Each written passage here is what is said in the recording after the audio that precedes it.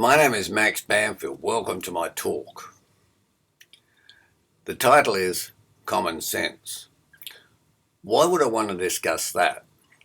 Well, I've solved many medical mysteries that 10,000 universities and 10 million doctors haven't been able to solve for the last 2,000 years. And occasionally I'll have a discussion with somebody I meet, and I'll say, for example, that poor posture causes chest pain. And they will say, that's not science, that's just common sense. Anyone could have figured that out if they tried. Well, what I want to do today is demonstrate that it's quite impossible for people to solve medical mysteries of that magnitude with common sense. And I'd like to get your help. And I'd like to do it by asking 5 questions at the start to see if you know the answers. Now, you won't know the answers, but most people wouldn't. And without that knowledge, you wouldn't be able to start. So I'll start with that, and I appreciate it if you'd have a guess at those answers. So now I'll start my talk. What is common sense? According to Merriam-Webster's dictionary, it's sound and prudent judgment based on simple perception of situations or facts. It's reasonably good judgment based on widely accepted knowledge. For example, if you go back to the Iron Age or the Bronze Age in time, the world looks flat if you have a look across the plains. If you have a look across the ocean, there's a horizon. So the world looks flat, it looks as though it's got an edge. So it was common sense that if you sailed past the edge, you'd fall off. I'd now like to ask you some questions, starting off with 5.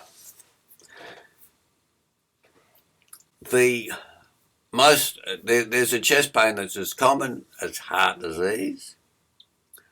And where does that common chest pain occur? Does it occur in the top left or the top right side of the chest or the centre? Does it occur in the middle, left, right or centre? Does it occur in the lower left, right or centre of the chest? I'll give you 10 seconds to answer. Just have a guess if you don't know, and you probably won't. And then I'll tell you the answer. Okay, this chest pain, the very common chest pain, is in the lower left side. My next question is this. What is the name of that chest pain? Can you tell me? Yes or no? I'll give you 10 seconds. What is the name of this very common chest pain?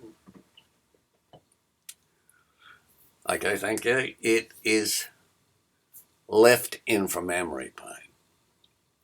Refers to left, and infra means below, and mammary means the breast. So it's midway between the left breast and the rib margin. It's also called hypochondria. Hypo below, chondros, the cartilage of the ribs. And as you know, it's generally regarded throughout history as imaginary. It's actually real. Now, my next question is this. What does that pain feel like? Does it feel like a punch in the chest, a pinch, a burning pain, pins and needles, soreness, or an ache? Can you please have a guess in 10 seconds?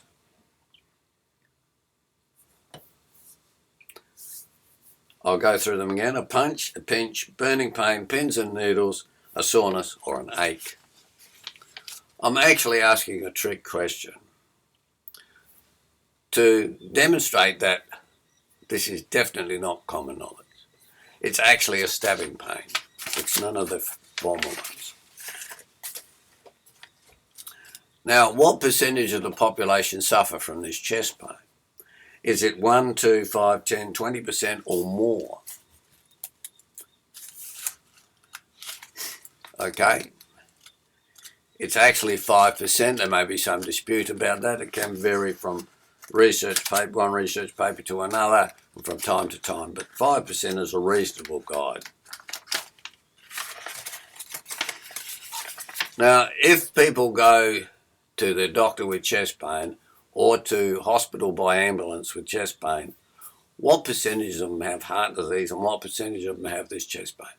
The question I want you to answer, what percentage have chest pain?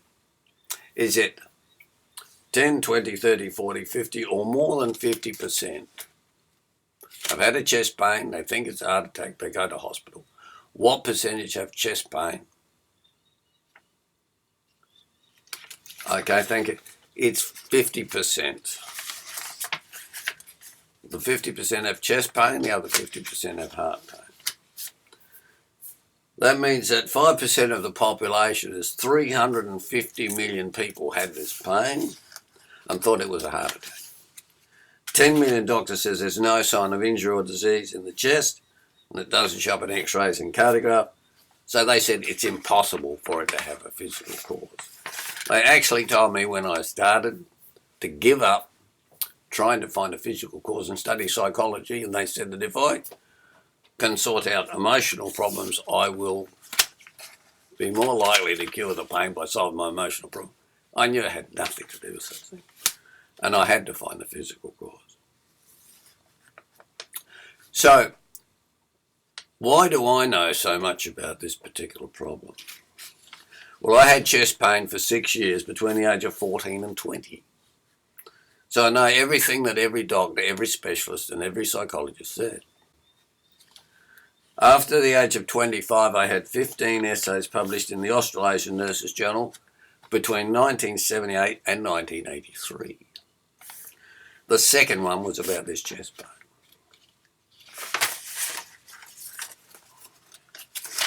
I called it I Found My Heart in Paradox, and a paradox is a sort of a contradiction. I had chest pain, but there was nothing wrong with my heart. And that's what confused doctors, and that's what confused the patients. I also met Professor Tim Morrell at one stage. He's SA's top medical researcher, and he was the head of Adelaide Medical School, marking 6-year medical exams at that time. And he said science has proven that such conclusions are wrong.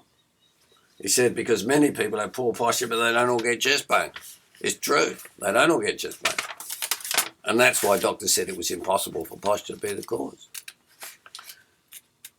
Another example, I published a 1,000-page book called The Posture Theory between 1994 and 2000 while I had cancer, and during which time I also had coronary artery disease.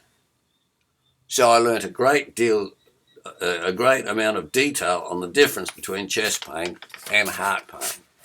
And later, I had 35 essays or more published in the BMJ, the British Medical Journal, one of the top 4 medical journals in the world, the online version between 2013 and 2014. And I found and published the exact cause during that time. It has saved international health insurance companies and governments more than $1 trillion a year, every year for the next 2,000 years. And reduced the cost of ambulance fees, cardiographs and CAT scans, etc. 6 years before I published that essay on the cause, another author in the British Medical Journal, Simon Hatcher, who was a senior lecturer in psychology, said, such symptoms which are not detectable by modern technology are thought to be not at all or only somewhat explained by disease. On the 7th of May 2014, James Cyrex wrote that such symptoms are due to problems with the discs in the spine and can be cured by manipulating the spine. In other words, chiropractic manipulation. But such symptoms sometimes recur and the treatment often needs to be repeated. Now, it's impossible to cure that pain with psychotherapy, and it's impossible to cure that pain with chiropractic manipulation of the spine. Just doesn't work. It seems to, because the pains come and go. Another researcher then recommended I read an article by Muley in 2002. He said he was examining his patient with an ultrasound and found that a rib was slipping over a nerve. It's a very important discovery. He then suggested that some possible causes include postural pressure on the chest. But he didn't explain why most people with poor posture don't get the chest pain. And remember, I said poor posture causes chest pain in 1980. And I was told then that people in previous centuries had said similar things, but nobody believed them. So just saying that poor posture causes it isn't solving the problem. What I had to do was find exactly how that happened. 2 weeks later, I found the exact cause. I'll now read it to you. It's usually not good to use jargon, but my reason is to demonstrate it'd be impossible to solve the problem with common sense. Now, as I'm not being paid, and as everybody else says it's common sense, I don't really want to go into too many details, because this is very valuable information, and if other people want to say they thought of it, then they'll have to find the details themselves. But I'll just give you some insight into why nobody else could find the cause. It's a cryptic pain. It's delayed pain, can occur years after the injury that causes it. It's irregular, so you can't study it with a survey. It's unpredictable, so you can't go and test for it. It's unnoticeable. It occurs circumstantially. Person can be having a cup of coffee or watching TV. It happens for no known reason. The patients didn't know, the doctors didn't know, and nobody could figure out. And of course it's contradictory. It's transient. Now, it's an infrathoracic pain, and it occurs where there's rebound and impaction of the anterior subcostal tip at the inferior rib margin. And there is return neuralgia involved. That means the pain travels into the chest and out again.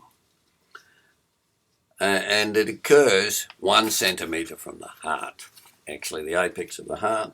And that's why patients thought it was heart disease, and that's why doctors thought that had various theories about why that was, but they said it's the mind that's causing the pain to be there, not a physical basis.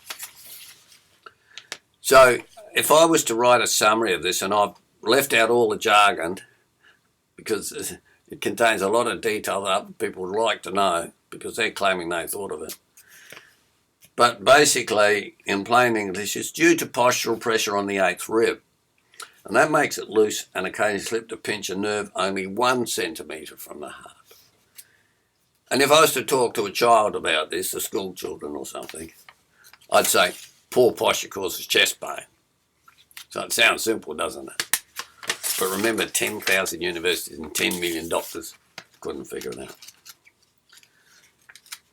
The major newspapers and TV programs said, we're not interested because I'm the only expert on this pain in the world. A year later, a member of the public said, that's not science, it's just common sense, and anyone could figure that out if they tried. But nobody did. They didn't even try. The public didn't try. They were relying on doctors, and doctors couldn't find it. A heart specialist said to an audience of 150 that half the patients we see with chest pains have heart disease, so we send them to the cardiac ward of hospitals for treatment. And we send the simple stuff back to the GPs. That heart specialist must be a little bit embarrassed about the fact that I solved a problem that a million heart specialists couldn't solve. And they want the public to believe, or they want themselves to believe, that I discovered it because it was simple. It wasn't simple. In fact, most people in research were doing the simple stuff, trying to find the cause of heart disease, because it shows up on a cardiograph. Trying to find the cause of cancer, it shows up on CAT scan. Chest pain didn't show up on anything. So it's much more complicated than those other things. That's why they'd given up on research and were saying it's all in the mind. When I was speaking to doctors about this, they were getting frustrated because they couldn't find the pain, they couldn't explain it. What they would do was they'd get their finger like this, say, there's nothing wrong with your heart, there's nothing there, there's just empty space between your ribs. On one occasion, I had quite a bit of pain after they did that to me. There was a cause, but they were absolutely convinced there wasn't anything physically wrong, because in between the ribs, if you have a look at skeletons or x-rays, you'll see blank spaces. There are items in there, which I won't go into, but they were frustrated by the fact that they couldn't find any reason for it. And that's what they were doing to 350 million other people. Now, so could anyone find the cause of that chest pain with common sense? When there's no common knowledge of it? And it's been a mystery for 2,000 years?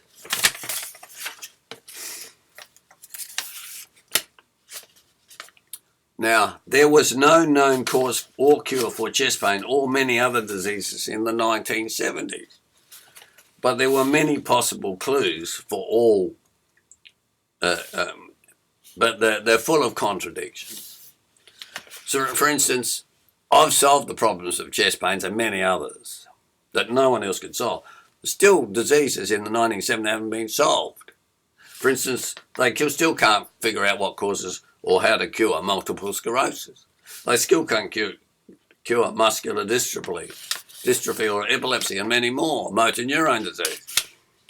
I had the chest pain and a lot of other problems. I've solved them, but these are still a mystery. If I had those diseases, I'd probably have solved them by now. There are many theories, including exposure to environment, toxins, infection, immune dysfunction, industrial pollution, diet, and genetic factors. And that's just the tip of the iceberg. There are millions of possible causes, and that's why they can't find exactly what the cause is in any disease. It's very complicated. There's nothing simple about these unsolvable problems. So is it possible to find the exact cause of disease, any disease, and prevention with common sense? Of course it isn't. It's absurd to say such things. Now, what is common sense today? Well, as I said, in the in the Bronze Age or the Iron Age many centuries ago, they said the world looks flat. Therefore, it is flat, and if you go to the edge, you'll fall off. That was common sense because of the knowledge that was available then. But nowadays, what do people think? Well, we've got telescopes have been invented, rockets, planes that can fly all around the world. And there have been scientists who have developed the concept of gravity. So we all know that if the world is round, and that if you're on the sides or the base of the earth, you don't fall off because of gravity. And it's common sense. And they will say, common sense. They teach that to primary school children, it's so simple. Well, it's only simple because of knowledge. It's not common sense without those other inventions. So what are the changes that have occurred in common sense over the centuries? In 1975, chest pain didn't show up on x-rays, therefore it doesn't exist. They teach that at every university. In 2019, they say poor posture causes chest pains, and they teach that to children in every primary school. It's been known for centuries, so there's nothing new, they say. No, it's brand new knowledge. I found it. But people think it's common sense. So what is common sense? It's the ability to have good judgment based on general knowledge of what is widely accepted as true at any particular point in time. So how do you improve on common sense? It's easy. Just keep an open mind and always check the facts. Thank you.